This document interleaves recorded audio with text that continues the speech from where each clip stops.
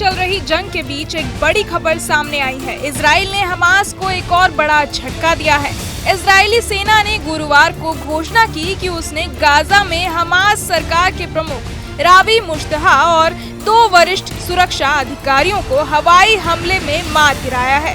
गुरुवार को आईडीएफ ने दावा किया है कि 3 महीने पहले हवाई हमले में हमास के प्रमुख रावी मुश्तहा और उनके 2 वरिष्ठ सुरक्षा अधिकारियों को भी मार गिराया है।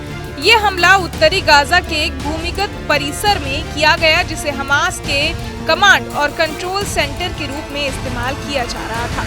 इजरायली सेना के मुताबिक मुश्तहा और कमांडर समेह अल सिराज और समी औदेह हमले के दौरान वहीं शरण लिए हुए थे। इजरायली सेना के बयान के अनुसार मुश्तहा हमास के शीर्ष नेताओं में से एक थे और हमास के लड़ाकों की तैनाती से जुड़े फैसलों पर उनका सीधा प्रभाव था। समेह अल सिराज हमास के राजनीतिक ब्यूरो में सुरक्षा पोर्टफोलियो संभालते थे, जबकि समी औदेह एक महत्वपूर्ण कमांडर में से एक थे।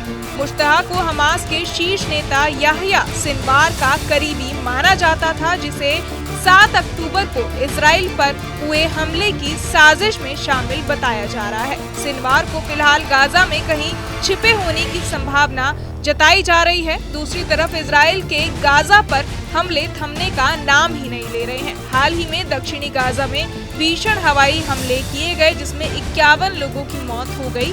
इनमें महिलाएं और बच्चे भी शामिल थे।